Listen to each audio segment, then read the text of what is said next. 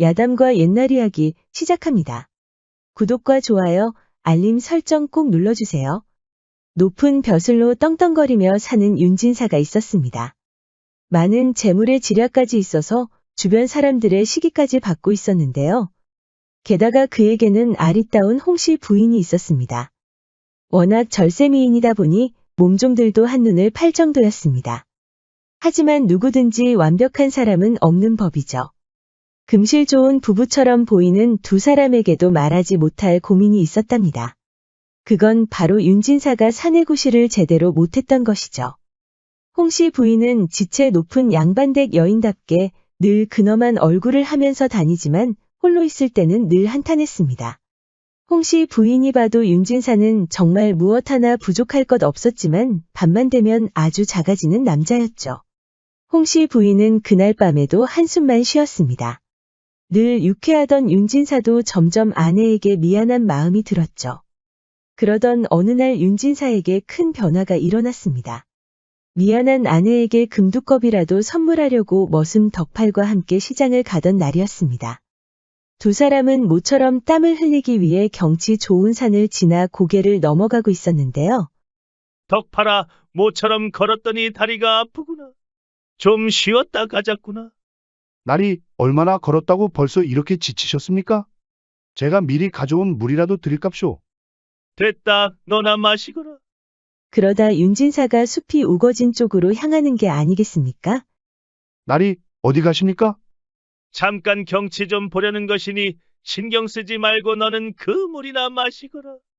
사실 윤진사는 소피가 마려웠던 겁니다.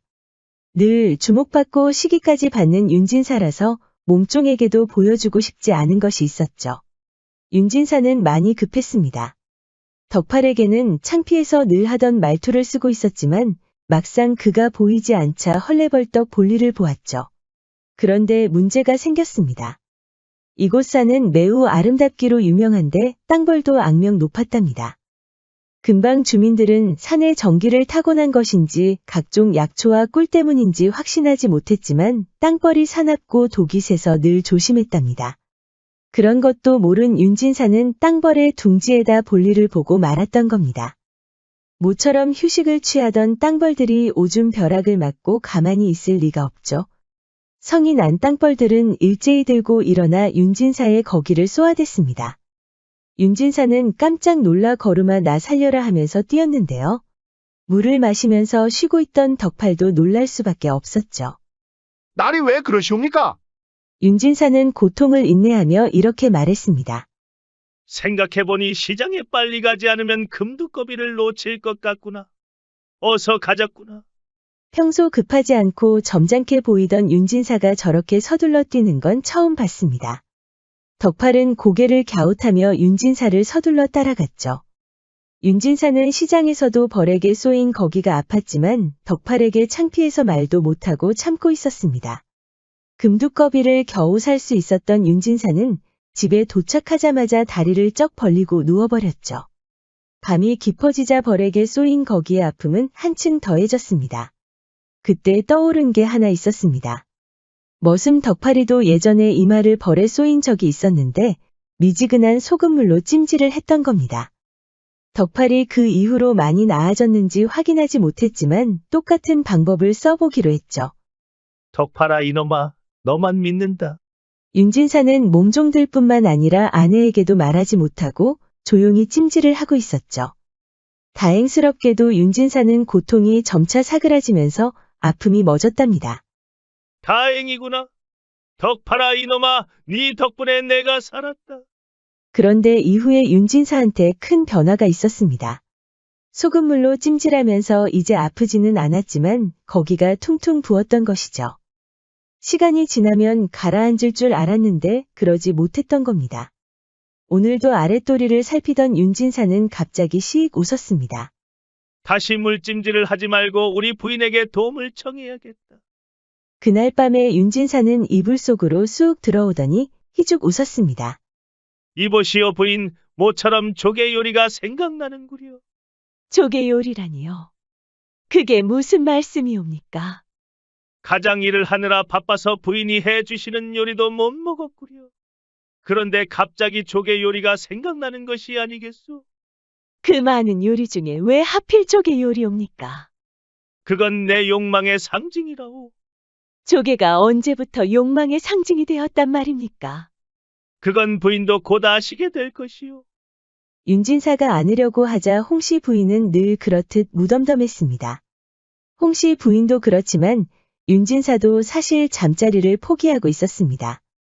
두 사람이 서로 의견을 물어본 것은 아니었지만 무언의 합의를 봤던 것이죠. 윤진사가 그 화끈거리는 것을 밀어넣었답니다. 그러면서 이것이 소금물 찜질보다 더 나은 처방이라고 믿고 있었죠. 홍씨 부인은 깜짝 놀랄 수밖에 없었습니다.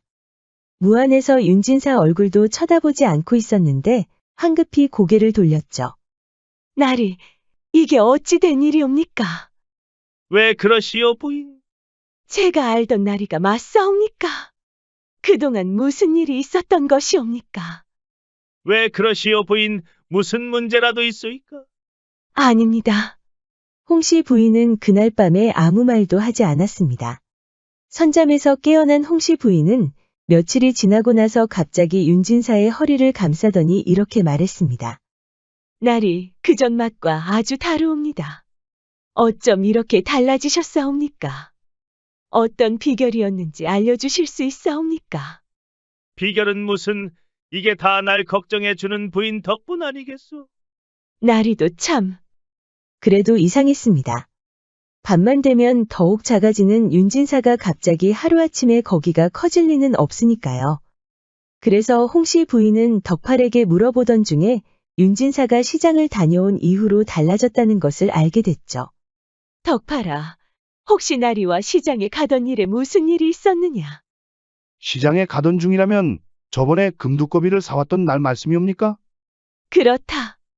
나리께서 금두꺼비를 사러 갔던 그날이 맞다. 생각해보니 좀 이상한 일이 있었습니다. 무슨 일이 있었느냐? 나리가 얼마 걷지도 않고 쉬고 싶다고 하시더니 갑자기 급하게 뛰자고 하셨사옵니다. 급하게 뛰자고 하셨다고? 그게 이상한 일이더냐? 나리는 늘 얌전히 걷는 분이 아니시옵니까? 이제 와서 드리는 말씀이옵니다만 나리를 따라다닐 때마다 너무 느려서 답답할 정도였사옵니다. 그러던 나리께서 갑자기 뛰자고 하시니 좀 이상했습니다. 다른 이상한 일은 없었더냐? 금두꺼비를 사러 시장에 갈 때도 어딘가 좀 급해 보이셨습니다. 그런데 마님, 무슨 일이냐? 전에 했던 약조는 언제 지키실 것이옵니까? 무슨 약조를 말하는 것이냐? 왜 이러시옵니까, 마님? 저와 정자 앞에서 다시 만나기로 했지 않사옵니까? 이놈아 덕팔아, 지금은 상황이 달라졌지 않느냐? 무슨 상황을 말씀하시옵니까? 내가 널 만났던 건 우리 나리께서 밤에 힘을 못 쓴 이유였는데 이제는 그럴 필요가 없어지지 않았느냐? 그것이 무슨 말씀이옵니까? 그럼 나리께서 갑자기 힘이 불끈 솟아오르기라도 했단 말씀이옵니까? 덕팔이 너는 입이 정말 방정이구나. 그러니 내가 널 오래 만나지 못하는 것이야. 마님, 그러니까 나리께서 다시 커졌다는 말씀이옵니까? 그것이 말이 되옵니까? 그러니까 내가 너한테 묻는 것이 아니냐. 덕팔은 다시 시장에 갔던 일을 떠올려 보았습니다. 그때도 참 이상하다고 생각했는데 이후로 홍씨 부인과 잠자리가 원만해졌다고 하니 더 이상한 일이었죠. 덕팔은 윤진사와 함께 갔던 그 산을 다시 찾았습니다. 윤진사가 쉰다면서 갔던 그 장소를 살펴보려고 간 것이죠. 덕팔은 윤진사가 갔던 주변을 샅샅이 뒤졌지만 딱히 단서를 찾을 수 없었습니다. 당연한 일이었습니다. 설마 그것이 땅벌의 소행일 것이라고는 상상도 할 수 없었죠. 그렇게 허탕을 치고 돌아온 덕팔은 홍씨 부인을 보자마자 달려들었습니다. 마님, 이놈을 이렇게 내친다는 것은 너무 잔인한 일이옵니다. 이놈이 미쳤느냐? 이러다 나리께서 돌아오시면 너는 죽은 목숨이다. 그건 저뿐만이 아니지 않사옵니까? 무엇이라? 이놈이 단단히 실성했구나. 나리께서 파미를 못한 것도 사실이고 내가 잠시 너한테 한눈을 판 것도 사실이니라. 그렇다고 해서 어떻게 내가 너의 여인이 될 것이라고 착각한단 말이냐. 덕팔은 분노했죠. 남편의 바밀이 만족스럽지 못해 찾을 때는 언제고 이제 와서 다시 노비 대하듯 천대하니 말이죠. 덕팔은 그날 이후로도 윤진사의 그 비결을 알아내기 위해 무당도 찾아갔지만 소용이 없었습니다. 그러던 어느 날 덕팔이 금방 양반댁 몸종들과 식사를 할 기회가 있었습니다. 모처럼 앉아 양반들 헐뜯는 재미를 보고 있을 때 덕팔이 그간의 사정을 말했습니다. 얘기를 듣던 친구들도 갈피를 잡지 못했는데요. 단서라고는 전혀 없고 그저 윤진사가 갑자기 급하게 뛰어갔다는 사실밖에 없으니까요. 덕팔은 윤진사가 급해 보였다는 것이 마음에 걸렸습니다. 그러자 한 친구가 윤진사가 혹시 거기가 아팠던 건 아닌가 하고 의견을 말했습니다. 그저 농담으로 꺼낸 말이었는데 덕팔은 설득력 있게 들렸습니다. 거기가 아파서 거기가 커졌다? 덕팔은 추리를 시작했습니다. 산에서 거기가 아플 일이 뭐가 있을까 하고 궁리하고 있는데 이번에는 다른 친구가 이런 의견을 말했습니다. 그 산에서 악명 높은 땅벌들이 있는데 혹시 쏘인 건 아닌가 하고요. 그제야 눈치를 챈 덕팔은 무릎을 치려다가 소중한 거기를 치면서 고꾸라졌죠. 친구들은 배를 잡고 웃다가도 덕팔이 너무 심하게 거기를 쳤다는 것을 깨닫고 힘겹게 일으켰죠. 그거야, 바로 그거야. 땅벌한테 쏘여서 거기가 커진 것이었어. 덕팔은 바로 이 사실을 홍씨 부인에게 알리기 위해 집으로 뛰어갔습니다. 모처럼 친구들과 대화할 수 있는 시간이었는데 그것도 내치고 가버린 것이죠. 그만큼 홍씨 부인과의 시간이 행복했던 겁니다. 얘기를 전해 들은 홍씨 부인은 코웃음을 쳤습니다. 덕팔이 네가 이제 하다하다 해괴망측한 소리를 하는구나. 정말이옵니다, 마님. 믿기 어려우시다면 나리께 여쭤보시면 되지 않겠사옵니까? 네 말대로 벌한테 쏘였다고 해도 그 양반이 사실대로 말하겠느냐? 너라면 말하겠느냐? 벌 덕분에 거기가 커졌다고.